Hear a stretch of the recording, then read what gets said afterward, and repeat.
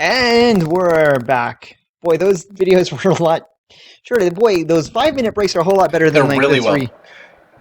Those videos are really well done too. I just want to give credit to the authors of those videos. They're insanely entertaining. And honestly, knowing what it's like to put on a lore episode, it's insanely hard to just compile all that information and get it into an easy-to-use form. So that's cool. Yep. Super great. So we had a couple more questions about the lore, right? We wanted to continue this discussion a little bit before we dive into other things. we could, or we could ask the question, where the humans at? Humans? So I don't remember a single reference, but you said you remembered one in the TV show, right? Okay, you've read one more novel than I have, because I have not read The Rise of the Ring one. But in all of the novels that I read, there was one reference that I remember to humans, and it was like, oh, look, there's human merchants over there. That's it. The gnomes have not been referenced at all. They're not even pointed at. The dwarves have like a main character in one book. The ogres have main characters and supporting characters. But yeah, there's no mentions of the Karens at all.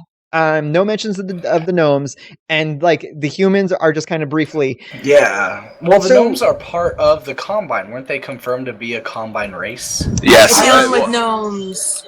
In the fall of Bastion, the first book, the very first one, they don't say, like, describe, but they're like, here are the Combine races, and they kind of just go through them, like, real quick. There's that, like, super, but it's such a quick mention, like, you don't, like, you read through it, and I don't think it's, like, such a quick pass-through, that you're just like, alright, well, let's keep going. Right, like, well, it was... Yeah, it was. But they never mentioned them again after right, that. and in other novels, it talks about like I mean, there's a lot of focus on the elves. Obviously, the main character in every novel. My picture froze up. It throws me off when it does that. But the main characters were almost all elves. Some of the supporting characters were ogres and dwarves. So we get a sense of what the type of personalities that they have. Not really, but we get there's reference to what they're like in battle for the ogres, and then there's dwarven engineers are mentioned in one of the Siege of Bastion novels. But when we're talking the humans, not mentioned at all. So we don't have a sense of like, how do the other races in the Combine, like, what do they think of the humans? Are the humans just kind of like, work done? Or are they, or do they have a little bit, are they architects? Are they engineers? Do they have any sort of sense? Or are they just like, farmers in agriculture? We don't know. Do you... Man. I was gonna say real quick. I find it kind of refreshing that the humans are not like the main lore. They're not in the forefront. Like most MMOs put humans out. Like the humans were the first race in all of the and and then along came the elves, and they were they came from the magic land of Goldbrush, and they flew. I think typically the humans would be in the roles of elves. I wouldn't say they're the first race, but they typically the ones who have the major empire established, right? Elves and trolls first, and then the ancient races. Like, and even when you look at Guild Wars 2 lore, they did flip that narrative over, and that in leading up to Guild Wars 2, the humans were the highest race, and then after the events that lead up to where Guild Wars 2 take place, the humans are actually the empire on decline. They're the fall of Rome type setting where every year it seems like their influence with the other races is diminishing. But at least they're talked about. Well, what's interesting is on Amaryll is Kinos and Freeport. Both of those cities are traditional human-based cities in all the EverQuest series. Now, I know this is a reimagining, but it also strikes me, it seems odd that all of a sudden there'd be no humans involved in those cities just because it's a reimagining. Well, and that's one of those things that why would they change that? Right, and that's the other thing is that when you're looking at the different... and would take it for granted that all of the novels that we've read so far all take place in the what should be called the Elvish Age, right? That is what it is. And so, of course, like all of the settlements are going to be given, that this is elf settlement, all the other races. But, when we see the humans like become incorporated into the Combine a little bit more, do we see like the races split off? and form like this is a human settlement because hey, we're part of the Combine, but we like our own place over there. Because you have a good point. Because when we talk about the dwarves and the ogres, both of those two characters that we see the interaction with, they're always talking about we want to go back to the way it used to be, which means that hey, even if we had the freedom, we would make our ogre city over there and our dwarf city under this mountain right here. So hopefully maybe when we see the novels that actually take place in the Combine era before the return to Emerald, when we see them return Emerald. Okay, I thought I had it right. When we see the Combine return to Emerald, in that Combine era where they're exiled, maybe we will see like this is a human settlement and this is the name of that city, and this is an elvish settlement and this is the name of that city, those type of things. But right now, all we've got elves, more elves. And dragons, because dragons, yeah. Can't wait for dragons. More dragons. I think honestly, I would really like what you're saying, how humans aren't in the forefront. I think it would be really cool, like you're saying, it's the Elvish Empire, so let's continue on that. What if the humans, maybe they come from another land as well, and what if they're slaves or something like that, just like the ogres were? Like, what if they are really kind of like the servants of the land? So you don't give them the hero trope, you give them kind of the servant trope instead. Like, if you choose to play a human, you're not going to be the one in charge. You're going to be the one who's kind of the slave or the ogre of past EverQuests or something like that. I think that would be really cool to see. And then you see the humans kind of break out, like you were saying, establish their homeland and come to power. Well, remember, like that's no other game really offers something like that.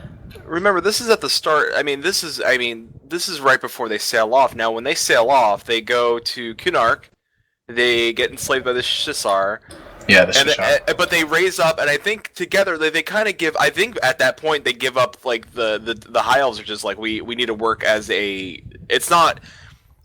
We're leaders. I think by the time we're coming back, we are a group of this Combine races that come back as a group to set up to come back home and set up a. After the Sundering, after the Sundering is where you first start to seeing the Combine working together instead of the elves being the ruler. You see that it's all of the races kind of being treated by equal, and that's why I think that the Coda Dal more like a secret society, because this is after after the High Elves have lost their influence over the other races. They can't treat them as master servant. Now they have to treat them as equals. Now it's like, okay, we really need you ogres to trust us and say that if you don't help us, we're going to get our ass kicked. And if you need us to stop treating you like, morons, okay, we'll strike that bargain. And so, after the Sundering is where you see the High Elves lose their power, lose their influence, and starting to treat the other races as equals. But, So Rayfar in chat brings up a point that in the Ogre books, and I can't confirm this, that there's some kind of mention that humans might be even higher than the Talkish. And that's nothing I can confirm, so that'll be interesting to see. The higher than the ogres? Higher than the Elvish. So whatever that means. But Brock mentions, and I had to bring this up, he said, what if basically the humans were some lost Stargate jump team that kind of jumped into the world of Norrath? What the hell is going on here? They came through one of the great episode. They came through a ley line. And I think that's they came from a land, right? Yeah. And that was one of the things, is that when you're watching the EQ lore video in a minute, where they're talking about, like, it was the elves were the interdimensional travelers, right? And so they went in, travel dimension. They was like, hey, we're going to kick your ass and now you're going to come and be our slaves. And that's like when you're reading the novel about the ogre or the dwarf, where he wants to return to the stars of his homeworld. And, they didn't say like that was just like a long journey. He was talking about like, hey, that might have been like another dimension that he wanted to return to. And so like, I'm going to tinfoil hat so bad right now. When you say stars of your homeworld, I believe they're talking about the moon of Luckland. Because how else would you describe like stars of your homeworld? Luckland is almost like that, like, right? Maybe they came from the moon. That would be Oh my god, I'm in it. Like, how cool would that be, though? Like, you're like, where's your home? That place up there. No, that would be, because that would be... Seriously. The moon? The moon. The moon. The moon. Yeah. Why not? It expands the world a lot. You're completely because right. in Because then EQ, it what just was goes from... Because the third EQ2, expansion... well, EQ1, the third expansion, Was introduces Lachlan. Lachlan, the moon, and that kind of moon. became the bazaar. It was the trading area. You actually traveled to the moon. So not only were you traveling in different planes, but you actually went to another planet. And then EverQuest 2, the lore starts with the gods getting tired of getting their asses kicked by the humans and other races for so long that they blow up band Lachlan? together, basically. They blow up the moon, and then it rains down on Norrath and causes a giant chaos. The gods disappear for 500 years. No one knows what's going on. If you play EverQuest 2 now, the story's evolved to where you would never see the remnants of that, but Kinos and Freeport become the main starting cities. They're not even starting cities anymore. All that's changed. But that's the lore that kind of starts. So Lachlan is the moon. And you're right, the ogres say that, because it confused me when I read it, because they said that they come from another, like, they said world, I think it was. And I was thinking, continent? No. I mean, we know there's other continents, so, And so it has to be another planet. The way the ogre and the dwarf both explained, like, they wanted to return to their home, the impression I got, and I think that this is where I bring my ignorance to the show, because I didn't play EverQuest 1 or EverQuest 2. When they were, the way that it is phrased in the novels, it definitely makes it seem like that was not like not just across the sea or across an ocean. It was like, take a portal to go to another dimension or to another world. And so, yeah, it seems like the elves went dimension hopping and grabbing races from all these different places and subjugating them in that way. And so the humans might not even be native to Norrath, which would be a pretty interesting approach to be like, this is the world that came from a place called Earth. I would laugh. Would that be immersion? Terra. Like, would You just would call that it Terra. break your, would it break your kind of acceptance of the world of I Norrath if would- they came from a place called Earth? I would rather the humans be pulled in from a dimension where they came from a planet called Earth. I would rather that than like some really far-fetched out magic plane shifting and stuff like that. And I don't know why that is, but I like limits to my magic interference. I agree with you. I think that would be really ballsy. It'd be really ballsy. But it's a nod to really realism. uncreative. No, I don't think it's uncreative, though. Well, You call it I Terra, guess it is call it Earth. uncreative. Humans come from Earth. So much thought. Well, Much because how did so humans Oh my- get to the planet, and All- what happened all when they Earth. got there? You know, I mean, It would there's a be lot of kind of things that can be interesting. done. The whole, I mean, isn't that what Stargate is? Like the whole series is about them traveling to other planets and stuff like that. If you can spawn an Stargate's entire Oh, series and world off of that, then come Smedley is on. a huge Stargate fan. Stargate fan. Yeah, he was talking about he wanted to make a Stargate MMO. Oh yeah, He wanted to, yeah. he's even said he's come out right and said it. He said that they got approached about doing a Stargate MMO and they had to turn it down. Yeah, they had to turn it down. That would really- They didn't have to gonna turn lie, it that'd down, be or kinda they cool. chose to turn it down. Something Yeah. like that. Oh, they didn't want to do another licensed MMO. And it makes sense after Star Wars Yeah. and I Sorry, started studying Egyptian history and It's a Stargate. Stargate's such a good movie. Wow. I have a tattoo of the Eye of Horus in the back of my neck because of it. Oh, I think I need to go watch Stargate tomorrow. I think that needs to happen. yeah. See, I don't know. I love the movie. I didn't follow the show at all. I didn't follow the show, Where either, but I'm gonna Buffy is definitely the watch exact the movie tomorrow. opposite. Movie, Right. not the show. Yeah. Didn't really care for them. Anyway, Stargate. so we talked about it beforehand, about raid bosses and NPCs that we will see. Ithiosar, raid boss. Do you think he's going to be a raid or early raid? It's hard to boss? say what a raid boss is because we don't know what raids are going to be like. Yeah, It's hard, 'cause- but let's say that- you know what, a that's big actually- enemy that you can fight. I guess is Right. that what That's a we good classify point, a raid because- boss as? Like an open world boss, or Yeah, just definitely. You don't have to like raid boss as in you fight him and he kill him and he dies or is defeated, but maybe he shows up and you have to, through a series of events, ward him off. Yeah, ward him off, and then he comes back and attacks again later or something. Yeah, two I expansions would love later. to see Ithiosar, giant black dragon coming down at you.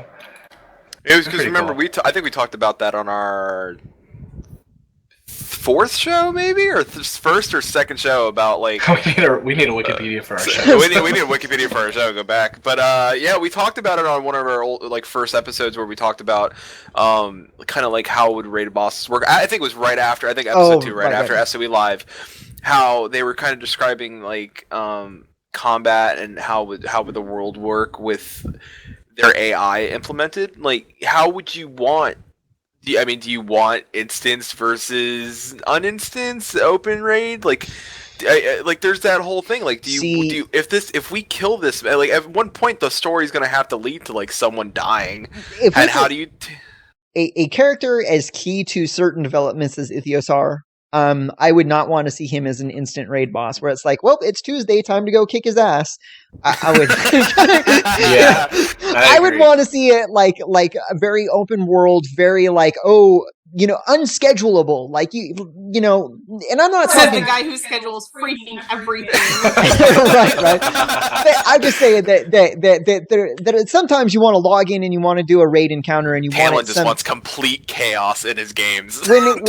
When it comes to certain things like the unscripted surfer events that condition X, Y, and Z are met because of the emergent gameplay, right? Like the orcs went over here and the kobolds went over here, and because of that, oh shit, someone summoned the dragon, or the elements of the world created an atmosphere that the dragon is like, yep, time for me to step in, and he swoops in and you fend him off.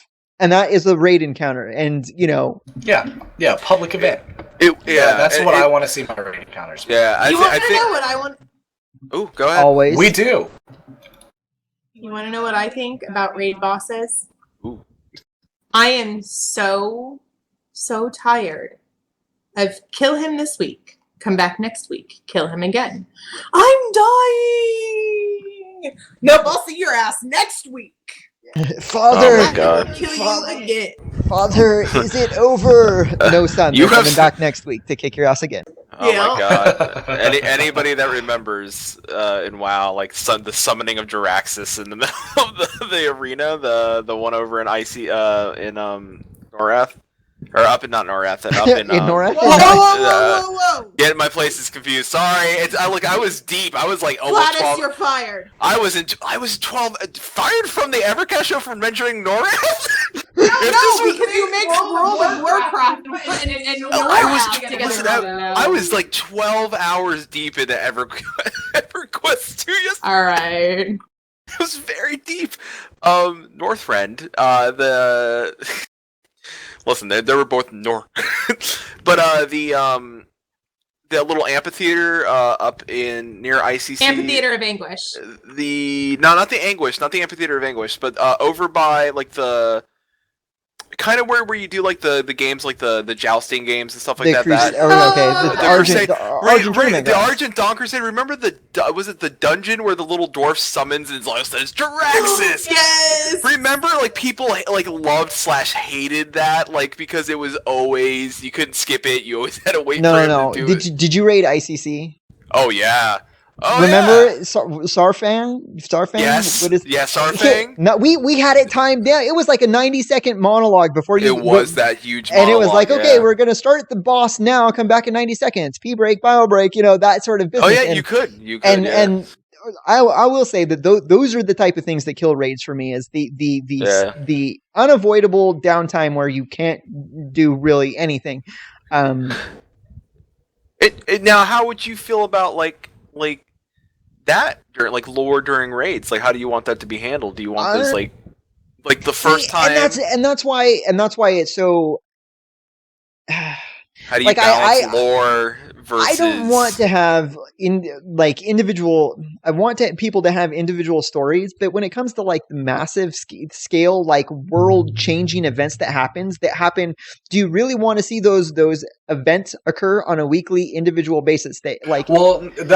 So we can already kind of distill some of these rumors or conversations, because they said they call them. Wow, what do they call them? The public events that happen it's I think they were planning on a monthly basis or more than that or something like that. The rallying calls. Thank you guys. The rallying calls. Peanut gallery over No, here. no standing problem. around. Yeah. We're sorry, dude. My bad. Goes down, No, but you got it. no. Okay, dug I would myself love out to see. size. Yeah, Thank yeah. God I had When it that comes ladder in my to inventory. when it comes to rallying calls, I would love to see raid type events within the rallying call, which have that narration, which have those story elements to them, because it's not like you're not subjecting like the hardcore raiders to experience that week in and week out over and over and over again. It's just like it's a once on the server type events, or every couple of months on the server type thing, so that like, hey, maybe if you missed it when it happened like in 2014, then if you come back in December 6 months later, and you get to see it again new and it's fresh for you. And I would love to see those types of rallying call events. I just don't want to see where it's a scripted the same event over and over Yeah. and over. Yeah, I completely agree, because then it takes like, oh, do you want to go do that event where the guy you have to feed? Like, I remember this clearly from Warhammer, because it was like one of the first MMOs I ever played that had the public events. I think it was the first MMO that had public events, and at least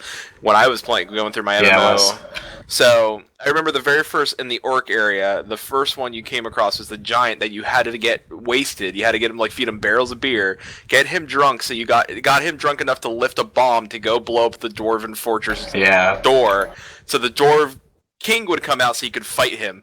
Now, as fun as it is to get a giant wasted, which I loved every minute, it felt like it was so much. It was fun to see that for the very first time, and I think we've come a long way in the realm of public events. But I would like kind of like that personal, like, you missed it. You missed it. Exactly. I want people to tell me what I missed. And when you I will log back never in. I'm see like, that shit oh my again. God, And you'll never see it again. Exactly. Yeah. I think It makes it'll you want to keep playing. That's for damn sure. It makes me actually want to log in every day. Yeah, it'll make you want, like, what happened? It may incite that EverQuest 1 feeling, which I think a lot of people are looking for, where they didn't want to log out of the game, where like people lost jobs, they got divorced. Like, let's not incite divorces and stuff, but it's No. true. but it's true. It happens. Like, like if you make a game that damn good, congratulations. Didn't hear my clap, but good on you, because I swear to God, Flatus, if you just jinx my marriage, I'm gonna kick your ass. I married a gamer for a reason. You'll be fine, because you'll both be deep in that game. You'll be fine. That's true. It'll bring you together closer, maybe. The couple that games together stays together in my book. We say the couple that raids together stays together. Bam! See, look, you got it. There you go. You're fine. Yeah. Anybody else?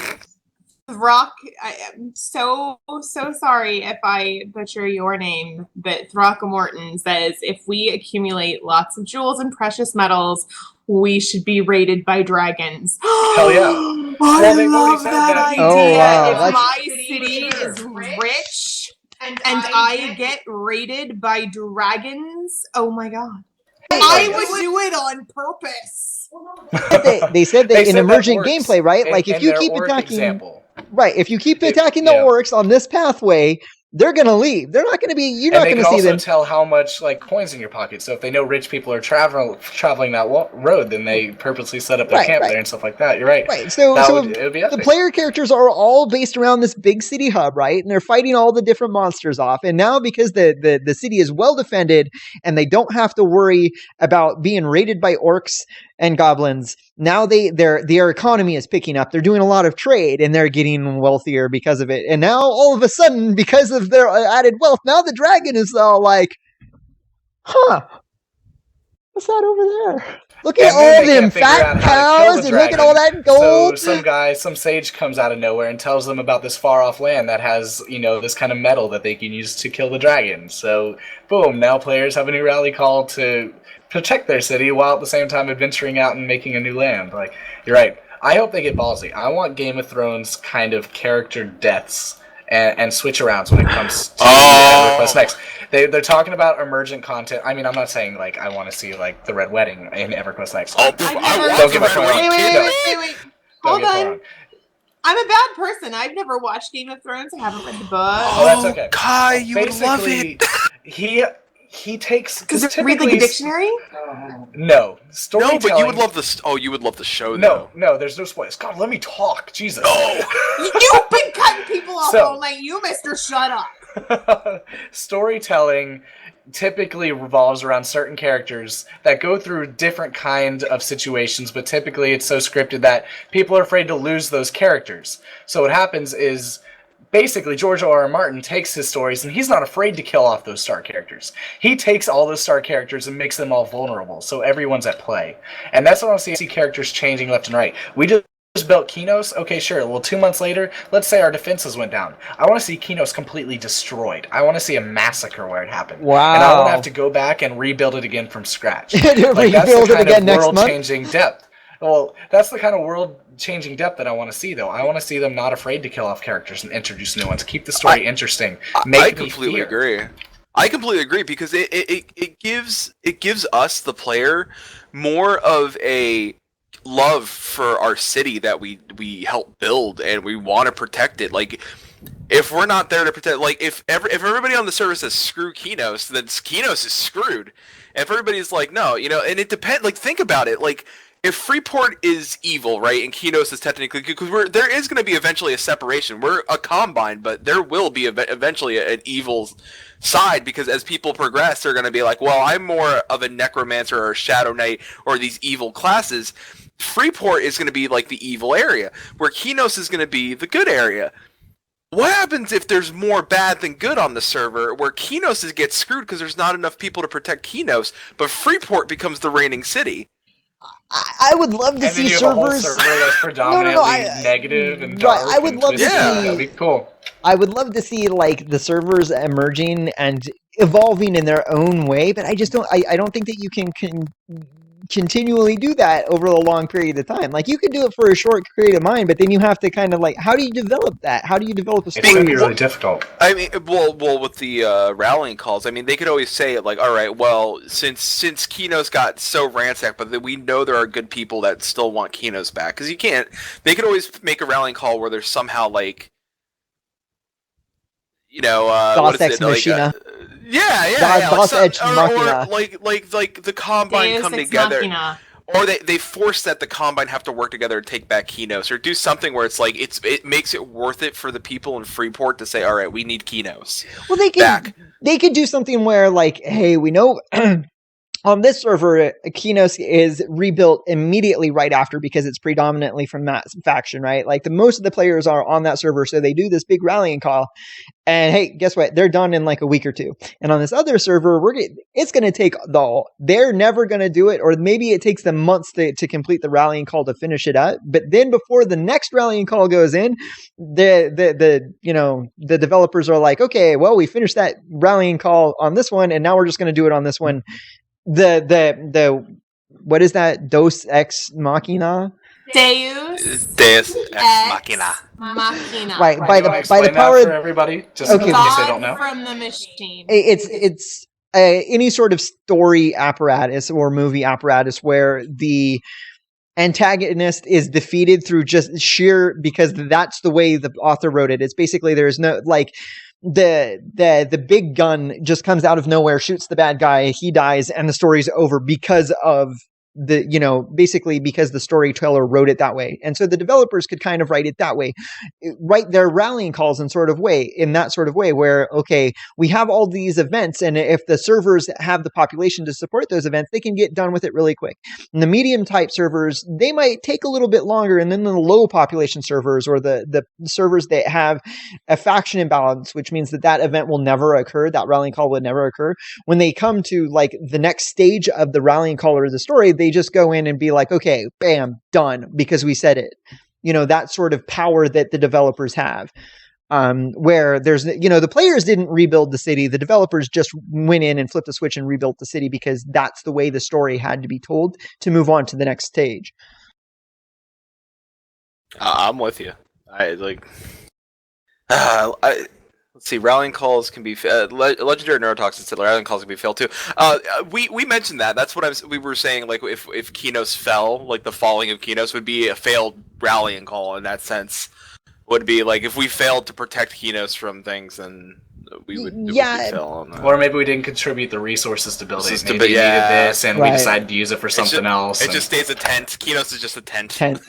I just don't think that they're going to have divergent evolutions on the servers, like where in one server it evolves one way, and on another server it evolves another way. I just think that's. I don't It's a know. lot What do you to guys ask. think? It depends how big they tremendous. can make the servers too. Like it depends Yeah. how many players can fit on a server. Because if they only have like 2 or 3 servers, then sure. Like Tesso is a mega server, right? Isn't it like Yeah. how many servers do you know is in the Elder Scrolls Online? Is it just one? I think it's just one. It's just one mega server, and how it works is that you could break off into like groups, and I think there's different instances on the mega server, so you can kind of jump in between them. So there could only be 2 or 3, maybe 4 different servers. Maybe there's one normal, and then maybe there's the ones that are decided by the players who want certain rule sets.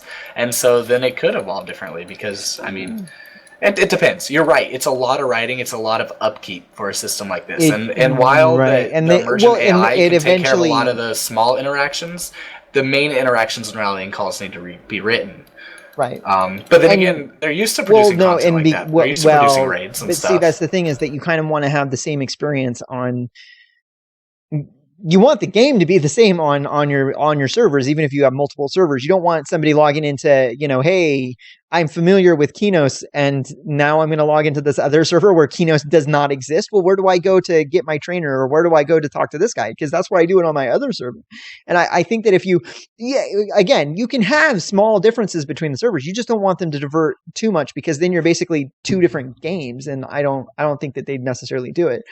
Yeah. And again, one of the things that I was talking about in the other episodes is that I would love to see them write the store reactively. Like, we don't know all that could happen. We have some ideas about what's going to happen, and we have our rallying calls that we know exactly what's going to happen. But, hey, if the orc AI makes them behave in this somewhat unpredictable way where this event occurs, where they all congregate in this one area of the forest, then I would love to see them reactively write it that in the next rallying call, all of a sudden that's not just some orc congregation area. All of a sudden there's a fort there. And SOE didn't predict that it would happen. They just wrote the fort there to be there because of that's where the players drove the orcs to, that sort of thing. Yeah. But I would do that on all servers, not just the one server where that thing happened. Legendary Neurotoxin says nope. Giant server differences are totally something they want. I remember, but then again, it's 420, so let's not take what Legendary Neurotoxin's saying. Oh boy! Boom! Shots fired! Oh man!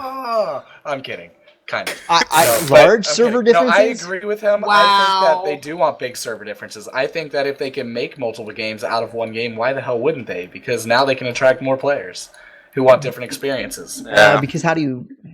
I don't. Okay, well. What about voxel farms? Yeah, we need to go into that too.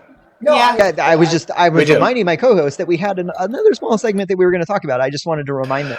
Tooltip learning. You create a system that can take parameters and say, oh, Kinos is this area who has these trainers, and you build a system that gives tutorial tooltips and things like that. So it just plugs in the new information. So if Kinos is gone, oh, Freeport has these trainers now. You feed that to the new player and you start them in a different area. Just adaptive learning. They already said they don't want like a tutorial instance. They're going to feed you information as time goes. So you equip an axe, it tells you a certain thing about the axe, and then you can learn certain things. You find this and it teaches you more. So I think it's possible. But let's move on. That was a good lore discussion for sure. So voxel farms. I think. Do you want me to go to it? I was not asking. I was not demanding that we move to the voxel farm. Well, I mean, okay. I was like, voxel farms. It's not what you think. No. I don't get to farm voxels?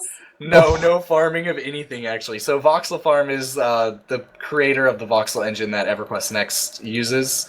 And he released a new blog entry showing their progress on the engine itself. So he's working with Sony, but then he has his standalone engine. And it shows some new things that are very interesting. So we're going to discuss that. And you can see the look of the disappointment on her totally face. Not as interesting. Surprise. Any closing questions on lore real quick? One thing that I think we haven't covered yet before we go into is this accessible? They're allowing us to kind of dive into the lore a little bit. But is this too much for the average person to pick up, be interested in? Because while we kind of like complications at the same time, we only have so much limited time in our day to enjoy entertainment. And when that entertainment becomes a job, like if you have to actually go research a lot of stuff, it can put a lot of people off. Like Game of Thrones is complicated, yes, but it's also linear at the same time. Do we not have enough information yet? No, that is one of my criticisms on the e-novels is that we have on the Wikipedia you can see that they have their eras and their times and this is the era. But a lot of times we're guessing at when these events happens. And sometimes we can make very easy guess because we the fall of Bastion, we can say like bam, this is when it happened. Right, but before the Combine, yeah. But in the end of the Ogre e-novel part, they're talking. That's the enemy of my enemy. That's those novels, right? They become friends with the Thex family, right? The ogres are friends with the Thex family. Yeah, frenemies. Mutual benefits there. Right. But frenemies with benefits? What? But that sounds fun. What we don't, that's for, angry. That's a different episode. But anyway, we don't have a frame of reference for how much time has gone from the beginning of one event to the other, to the beginning of the next event, where it's like, how many generations of elves lived and died between this event and this event, because we don't have like dates. And that's again one of my criticisms on the e-novels is that they're not, like this happened in the year XY and this one happened in X plus 50, so that when I'm making my mental picture of when things happened on a timeline, I can just point to it. Maybe that's intentional, I don't know. I just know that as a person who's new to the EverQuest franchise, and I'm reading all this new, I want a map so that I can see where things are in relation to each other in geography, and I want a timeline so that I can have I can see how far apart they are in time. But I don't think that it makes it so hard that you can't get into them. I think that one of the great things is that these novels should stand for the whole game. Then that hey, in 5 or 6 years, if the EverQuest Next is still running, it should be. But a new player can come in and be like, "Oh, I want to know more about what happened at this particular event." Story. They can go back and read, and their novels are not going away, and they're free. You're right. I mean, there's no cost. And each novel kind of stands on its own. So while they all allude to a bigger story, I think to a point they try their best to kind of summarize some part of a story within each one. So I can pick up a novel. It doesn't have to necessarily be in order.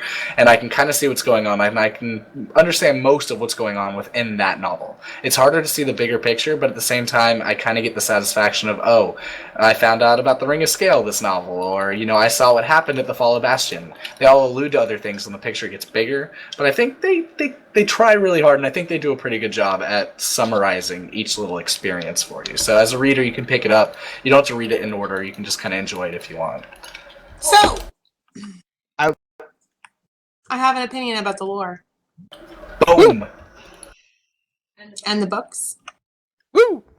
One of my biggest complaints about World of Warcraft is finding out that a major character died through a freaking book. Yeah. I swear to God, Sony, you will really, really make me angry and Tamlin angry. Not that you should give a rat's ass that you make us angry, but be warned that you will make us angry.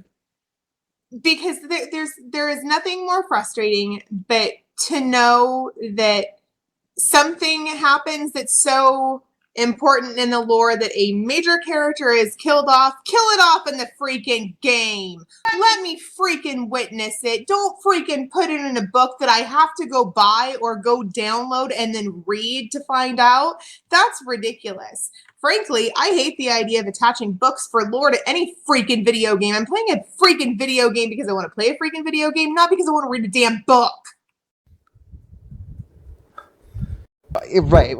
We actually talked about that a little bit during the pre-show. I don't know if we actually talked about it during the show last week, but again, that's one of those things where you write a character forming a relationship with another character, and they have, they get married, they have a kid, and then that character's totally, the mother character is totally gone, not in the story anymore. And you're like, well, what the hell happened to her? She was like always there, and then and she's gone.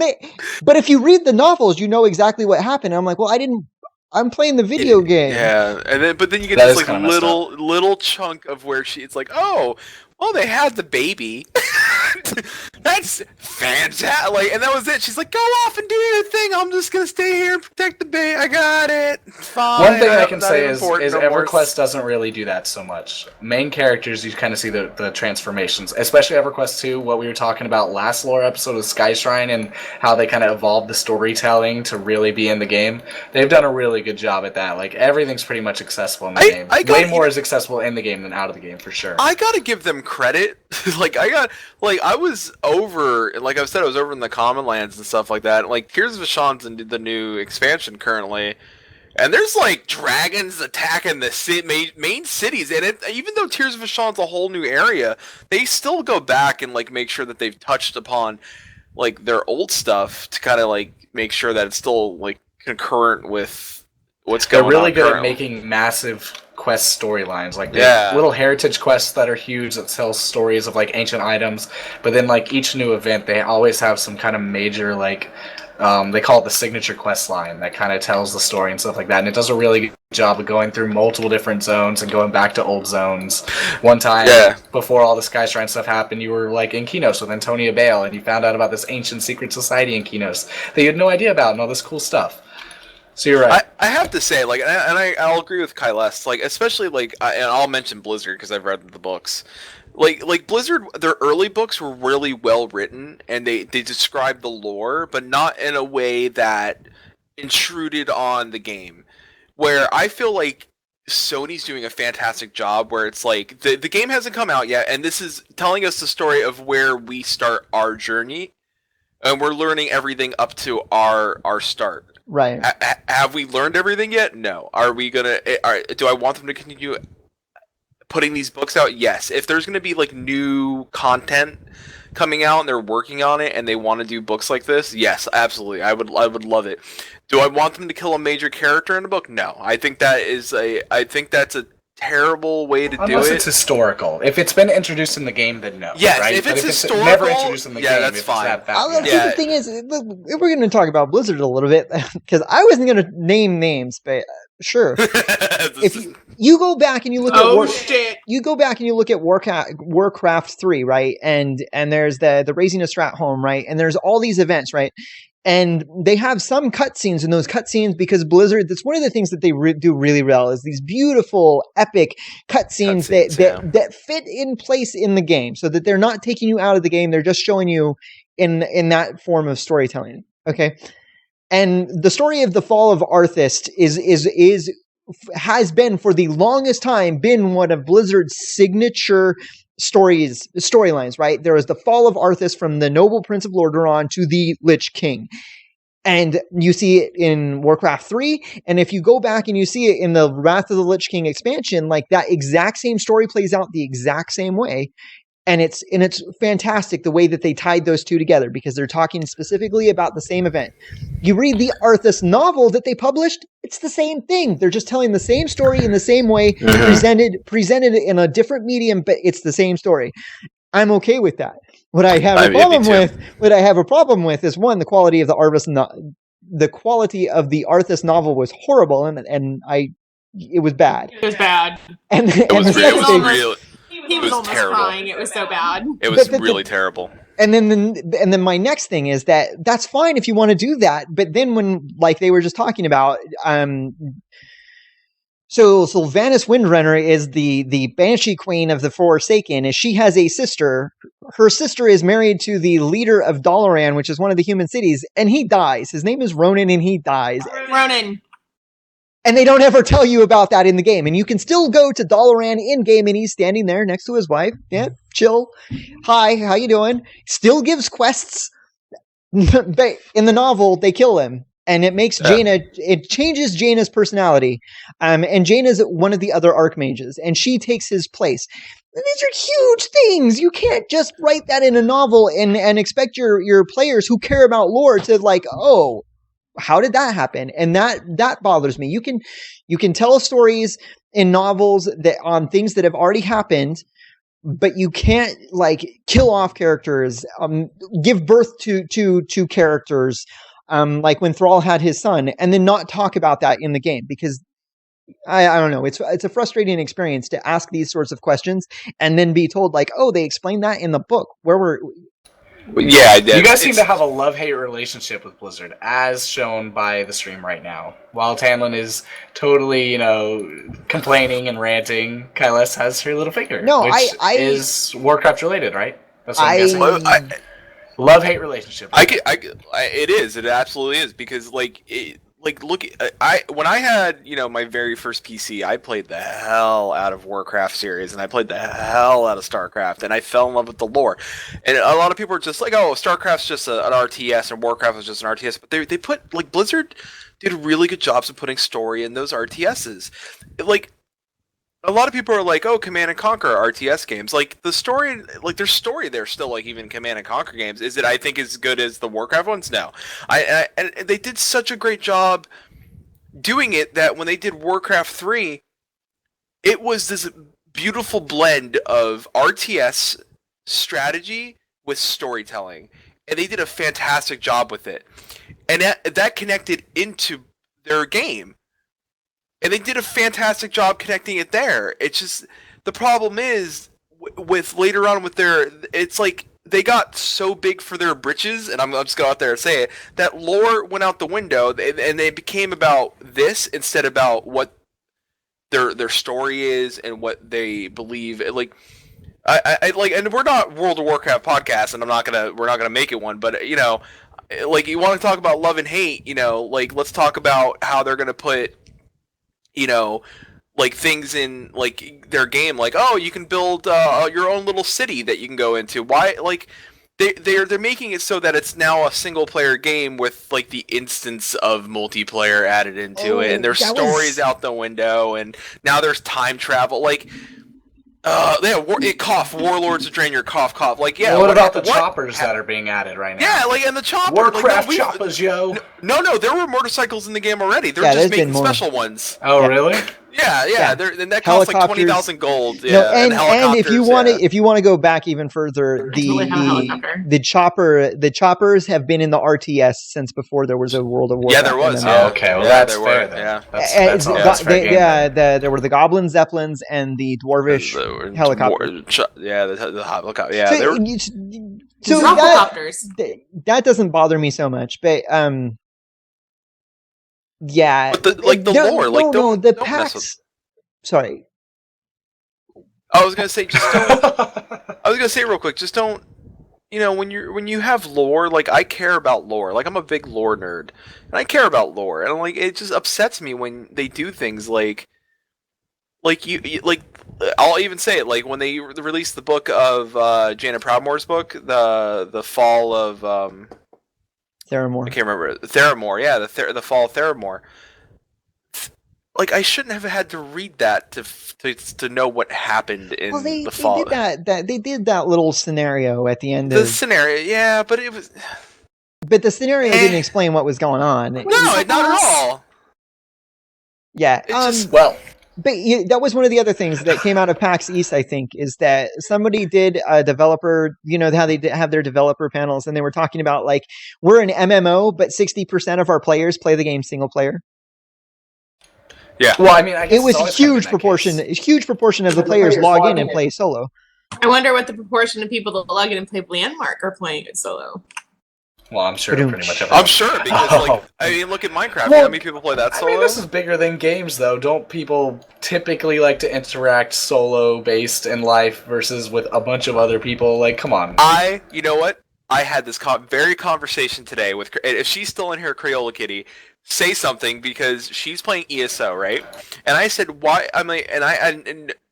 Like I said it earlier, I never want an MMO to fail, because I think competition is great in the market. I believe, she was telling me, she's like, I like ESO because it's a single player game, but I still like that the idea of that there's people that I could still interact with. So I'm like, why don't you just play Skyrim? She's like, I have Skyrim, but I can't. There's not real people running to interact with. I have the option to go interact with those people. So I find that very interesting, like that we've come this far in MMOs where EverQuest was like grouping and playing, like you developed friends and family and like you were part of this big community, right? And we developed over time, like the MMOs swayed such a way, like I might as well just log in, download a mod and play the Skyrim mod and just play the multiplayer mod, or just go back to playing console games. And like, EverQuest screw Next it. is a return to more of the open world. So yes, of course you'll be able to play by yourself. But will you be able to do everything by yourself? I doubt it. Will the game encourage you to play with other people? I'm most 100% sure of. And will it do it to a point where you enjoy playing with other people? We don't know that yet, but it's a chance that it will. I mean, a lot of this is human nature kind of stuff. It's like the whole argument, like, is social media ruining our human interaction? Well, when you don't like to interact with humans to begin with, who the hell gives a shit? Yeah, absolutely. I agree. I mean, I think it's a bigger. I don't know. I guess that's where I'm at, and why I'm doing a podcast is because when I am so done with playing games solo, like Same. But because I mean there is something about me that says, like, when I come home from work and on a Tuesday night, and this is my Tuesday night to do X, I want to do that because I've been looking forward to it all day, and that's where I struggle. That was weird. Now, real quick, There was an echo. People were saying, like, I think that happened largely in part because of being part of a guild/group equal and wanted drama. Now, I remember my friend playing EverQuest when we were in just getting out at like that, like go in high school, and I remember him like being up at 3 a.m. on a Tuesday waiting for a raid boss to pop, and like they came together, and like I remember that, like. And I always asked him, like, do you, like, you know, that, because it blew my mind. Like, I couldn't afford to do that, so it was blowing my mind that he was up with tons of other people waiting for this raid boss to pop in 3 a.m., and there was other, like, guilds waiting at the same time to take out that guy. And I was like, to say, like, the drama and stuff, I think a lot of that came later on, where we started as a society to get more online with, like, Facebook and Twitter and, like, when social media started hitting and we could interact more online with people, I think that took away a lot from it. I think your guild community has a lot to do with the drama. Yeah, that because, too. And that, you know, I almost said something to you before the game, or before in the pre-show, because we were kind of talking about like what our ideas were for the next episode, and we were talking about, like. I'm looking forward to. I mean, it's a couple years off, but you know, like doing an over 40 guild, you know, doing an over 40 PvP, you know, tournament. Yeah, because those are because I mean, I'm only 36, but I'm looking ahead and being like, in 10 years I can join your guild and I'll be so excited. No, well, more to the point though, I want to play. It's going to be a while. I want to play with people that I relate to better, and I want to play with people that have the same sort of mindset, and that I'm sorry, but drama is an age thing. I'm far more or less likely to see drama with the people that are in their 30s and 40s than in their 20s and in their teens. And that's normal because with drama we learn how to resolve our conflicts with one another. And the reason why you don't see it when you're older is because you've learned coping strategies on how to deal with conflict with other players. Other people in general, period. Not players. Players. You're right. Not completely. Right. It's true. Or far, so Tanlin and Flat as BFFs. Yeah. I mean, we gamed together, and I think Tanlin and I kind of have the same concept, and even Kyless.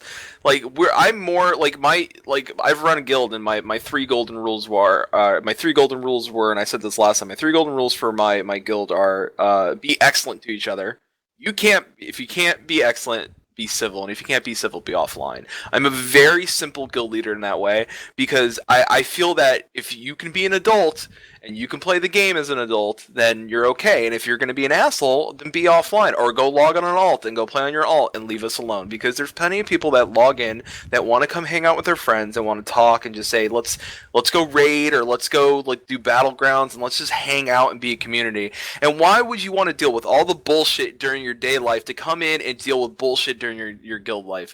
Isn't it the whole point of playing MMOs? to be an escape for everything that we do. Dear Flash. We do, like, listen, I just lost my job. And you know what I did? I logged into EverQuest 2 for 12 hours, and I played a game with my two of my friends. And you know what? And there was no drama. I didn't think about what I'm going to do tomorrow. Am I going to be making money in a month? Like, I didn't think of any of that. And you know what? It was a lot of fun, and we ran dungeons. And you know what? And if you want to be a part of that, like, EverQuest 2 is going to have a Helsing Army community, and it's going to have that. And I think that's where we're headed, and I think that's where we want to go. And I think that if you deal with so much bullshit in your life, you escape to these games for a reason. And why would you want to deal with so much bullshit in your life to go sit there and play by yourself? You might as well log in and play Super Mario Brothers, because it doesn't matter what you're playing at that point, because you know, you're going to sit there and then just going to dwell on it. Like, shouldn't you just log into a game and say, fuck that life, I'm gonna go be my Dark Elf for like 3 hours and just hang out with my friends? And that, at the end of the day, is what we play these games for. And this is why we do this show, and this is what EverQuest is for, and World of War, whatever MMO, even if you're never gonna play EverQuest next, and you're only here for Landmark, or you're just here because you like our show, please be a part of our community and preach that. Like I said last week, you know, the last show, preach love, and preach a community that wants to play together. Stop this bull crap about playing by yourself. Come in and play with the game with everybody else, because I'm tired of that solo gameplay crap. You know what? I know if you want to play by yourself sometime, log in on an alt and play by yourself, or go play a single player game, because there are plenty out there. But they're MMOs for a reason. We pay for a monthly, we come into the free ones. There are a bunch of go ahead. I'm sorry, I'm on a rant. I'm on my box. I think this is a flattest soapbox segment. It's starting to turn into once an episode. Gonna say that I actually. All right, so guilty admission. I have 2 World of Warcraft accounts, and only one of them my friends have. And that's by all means. I have 3 Landmark accounts. And only one of us we have? My husband didn't even know about the 3rd one until today. Nice. Why do you See, and by what all are you means. Can you hear him? But see, to me, that's fine. Like if you need that, like, listen, you can't tell me that I don't have a character that I log into. Like, I had a character on World of Warcraft that I logged into just to escape, like, the guild and stuff. Even though I was a guild leader, there's still times, like, that I would log in and just kind of just like take an hour for myself. Sometimes there's that hour where you need, like, when you just come home and you want to kind of just like chill on an alt and just like kind of run around the city, dude. Like, just that calm time. I get that, but then at the other times where I want to like get in there and take my battle axe and run in there with my 8 other friends or however many people are in the party at that time and go in there and kick some ass and kill a dragon. And I think that's so much fun, because at the end of the day, when you go to sleep, you had so much fun, you de-stressed, you killed something with your group, you had laughs, and you just had all those memories. And isn't that what it's about? Like not to say I was there, but like going back and reading, like, I know we're running late, I don't even give a crap at this point, but I'm gonna say you know what? Going back and like looking at the SOE history, and especially with EverQuest, like, Fanfare was a group thing. Like, the community created that, and then Sony got on board with like saying like, shit, we should go out there and support this because it was community created, and now it's grown into SOE Live and it's still for the community. Like, I just don't. I mean, I know we started with lore, but god damn, this. Sometimes it's just fun to go kill the Lich King with 2 of your friends. Yeah, there you go. Like, get in there and play with, like, we're all playing But Landmark you should and always everything. be allowed to escape on your own. I mean, Yeah, you can argue I for agree. group. I mean, but at the same time, like, Crayola Kitty is okay with that, so let her be okay with that. I think your main message got diluted there. I did get a little diluted, so I was like, I was so ranty. Correct me if I'm wrong. Your main message is that if you're gonna play with people, play nicely. Play nicely, yeah. But you encourage people to play, but at the same time, people can do what they want in video games. Yeah, they can do what they respectful. want. Yeah, just be respectful. Don't be an ass. But if you're a developer, don't you dare kill off a main story in a book. So train derailed, no survivors. Wow. Oh boy. That was a great end to the episode. If you guys have any other questions about lore, be sure to reach out to us on social media and the email, everything else like that. We're always looking for guests. Email us. I know sometimes we don't always get back to you, and that's just because our RLs sometimes suck. but we're still looking for guests and stuff like that. And I know there's a couple people who've been wanting to come on, so we're going to be reaching out to you in a bit.